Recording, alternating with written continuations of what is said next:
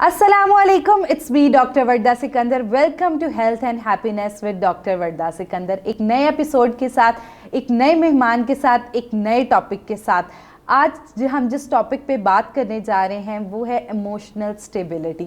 Emotionally stability ना होने की वजह से हमें बहुत ज़्यादा प्रॉब्लम्स हो सकते हैं, जैसे कि बात बात पे रोना, बात बात पे चीखना, उसके बाद कोई भी आप पे प्रॉब्लम आ पड़ी है तो उसके साथ आपका कोप अप ना कर पाना। तो आज इस टॉपिक पे बात करने के लिए हमारे साथ स्टूडियो में मौजूद हैं क्लिनिकल साइकोलॉजिस्ट आकाशा खान, जो कि हेलो डॉक्टर पे अपनी सर्विसेज देख रहे हैं। आइए इनसे बात करते हैं। वेलकम टू द शो, कैसी हैं आप? थैंक यू सो मच, मैं ठीक हूँ। अच्छा, ये इमोशनली अनस्टेबिलिटी क्या होता है?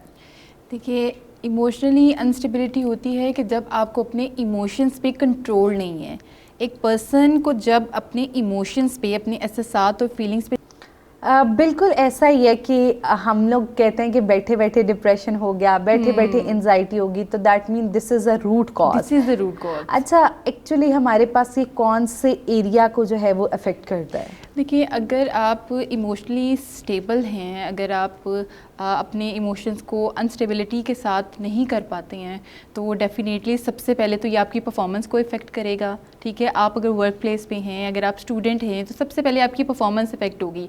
देखिए, हर कोई बंदा, अगर आप जॉब प्लेस पे हैं तो वहाँ जाकर उन्होंने आपको ये तो नहीं कहना है कि आप गए हैं वहाँ पे एंगर इश्यूज़ अपना करना शुरू हो जाएँ, सैडनेस के साथ बैठना शुरू हो जाएँ, पूरा टाइम बैठे रहना, तो वो कोई आपको कब तक बर्दाश्त करेगा ना। तो वो डेफिनेटली आपका जो काम है, एक तो ये है कि आपका बिहेवियर, आपको प्रॉब्लम होना शुरू हो जाएंगी। दूसरा ये है कि आपका काम जो कि आपने 10 घंटे में करना है, वो आप 3-4 दिन लगा के असाइनमेंट्स कंप्लीट करेंगे। तो डेफिनेटली आपकी वर्क प्लेस में ये बहुत ज़्यादा जो है इफेक्ट करता है।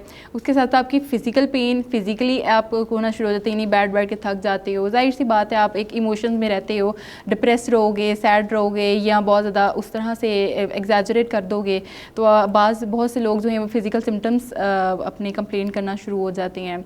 डेफिनेटली ये लीड करता है डिप्रेशन, एंग्जाइटी को भी, तो ये आपकी मेंटल हेल्थ को भी बहुत ज़्यादा अफेक्ट करता है। उसके अलावा आई थिंक सो कि ये आपकी सोशल इंटेलिजेंस को भी इफ़ेक्ट करता है। लाइक सोशल इंटेलिजेंस मींस कि आपको कब, कहाँ, किस तरह से प्रेजेंट करना है। प्रेजेंटेशंस ऑफ इमोशंस जो है ये बड़ी इंपॉर्टेंट है हमारी लाइफ में ना।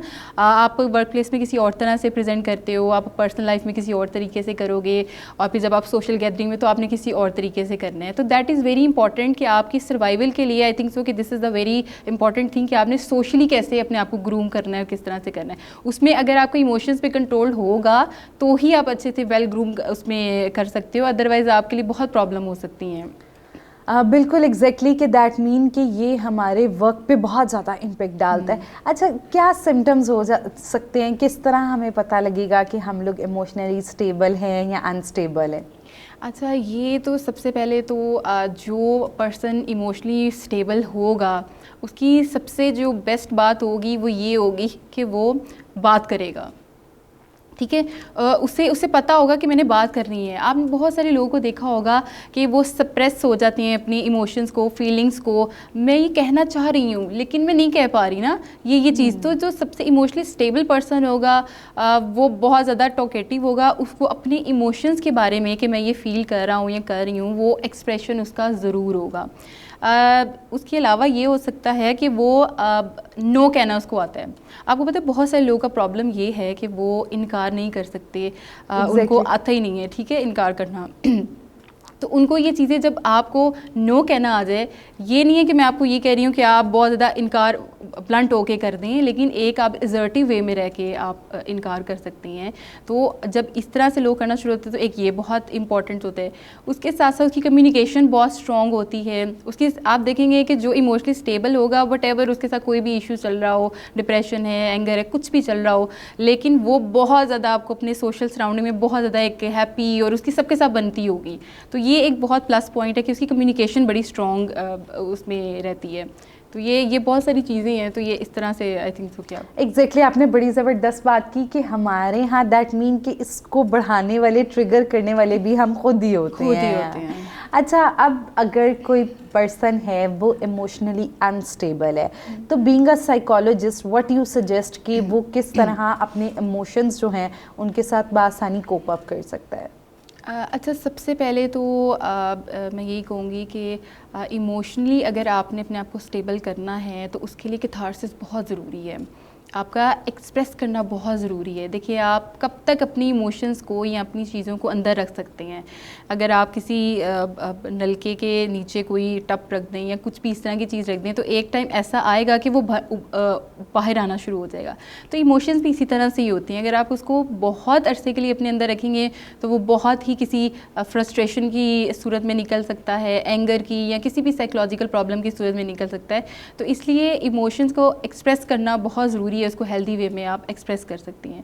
उसके साथ साथ आप अपने आप को रिलैक्स करने के लिए अपने आप को मेडिटेशन की तरफ ले जाएं, रिलैक्सेशन थेरेपीज़ कर लें, एक्सरसाइजेस करें, वॉक करें। वॉक आपको, अगर आप एक टाइम पे 10 to 15 मिनट्स वॉक करती हैं तो वो आपके ब्रेन में ऐसे केमिकल जो है वो हार्मोन सिक्रीट करती हैं जो आपको एक बहुत ही अच्छा, एक कह लो कि फील प्लेयर जो है वो आपको देती हैं। ठीक है, तो ये चीज़ें करें, छोटी छोटी चीज़ें करें ताकि आपके लिए इमोशनल स्टेबिलिटी हो। आपका अपने आप को कम्युनिकेट करें, मतलब अपनी सोशल गैदरिंग को बहुत ज़्यादा जो है ब्रॉड करने की कोशिश करें। अपने आप को, अगर आप इंट्रोवर्ट भी हैं तो भी इंट्रोवर्ट होने के साथ साथ भी अपनी फिर भी सोशल गैदरिंग में अपने आप को जो है वो ज़रूर रखें कि आपने किस तरह से बी असर्टिव। ठीक है, असर्टिव हों, सीखें किस तरह से होना है, क्योंकि ये आप सीखेंगे तो फिर ही आप इस चीज़ को कर सकते हैं, अदरवाइज़ आप नहीं। असर्टिव हों, अपनी चीज़ों को साथ साथ लेकर चलें, अपनी पर्सनल, प्रोफेशनल और अपनी सोशल जो लाइफ है उसमें देखें कि आपको अपनी अलग अलग लाइफ को किस तरीके से लेकर चलना है। आपने पर्सनली देखें, बहुत सारे लोग ऐसे होते हैं जो इमोशनली वो अगर वीक भी हैं या इन फ्रंट ऑफ लोगों के या अपने क्लोज वंस के, तो वो उनका एक्सप्रेशन अलग होता है। लेकिन प्रोफेशनल लाइफ में आप उस तरह से नहीं कर सकते। आप इतना ईजी टू वो नहीं होते कि आप बहुत ज़्यादा एंगर शो करवा लो। आप घर में या फैमिलीज़ में तो एंगर इश्यूज़ कर सकते हो ना, मतलब आप किसी को कुछ शाउट कर सकते हो, बहन भाई को या बीवी है या उस तरह से, लेकिन ऑफिस में आप ऐसे नहीं कर सकते हो। तो ये थोड़ा सा डिफ्रेंशिएट करने की कोशिश करें कि आपने कब, कहाँ और किस तरह से जो है वो अपने आप को ये लेकर चलना है। तो दैट इज़ वेरी इंपॉर्टेंट। और अगर आपको फिर भी ऐसा लगता है कि नहीं, आपकी चीज़ें बहुत ज़्यादा मेस्ड अप हो रही हैं, तो आप किसी भी प्रोफेशनल हेल्प को सीख करें। इसमें कोई हर्ज नहीं है कि अगर आप इट डज़ंट मीन कि आप पागल हैं या आप बहुत ज़्यादा किसी नफसाती मरीज़ में बन गए हैं, ऐसा नहीं है। तो आप काउंसलिंग सेशंस ले सकते हैं, थेरेपीज़ ले लें, तो ये आपके लिए बहुत हेल्पफुल होगी। ये this is the point. Aakasha Khan जो हैं वो हमारे साथ मौजूद थी स्टूडियो में। इन्होंने हमें बहुत ही अच्छी टिप्स दी कि हम लोग असर्टिव हो के it's okay to talk on the task, जिस पे आप गुस्सा होते हैं या आप बहुत ज़्यादा इमोशनल हो जाते हैं, आप उन पे बात करें।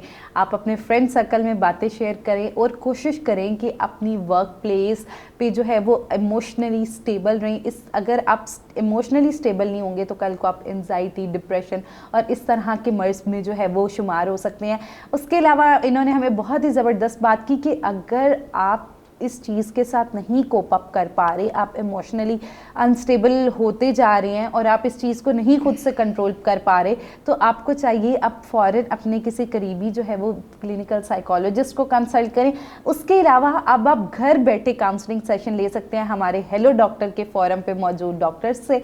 सो don't forget to give your feedbacks. Thank you so much. मिलते हैं एक नए एपिसोड के साथ। Stay happy, stay healthy. Thank you. अल्लाह हाफ़िज़।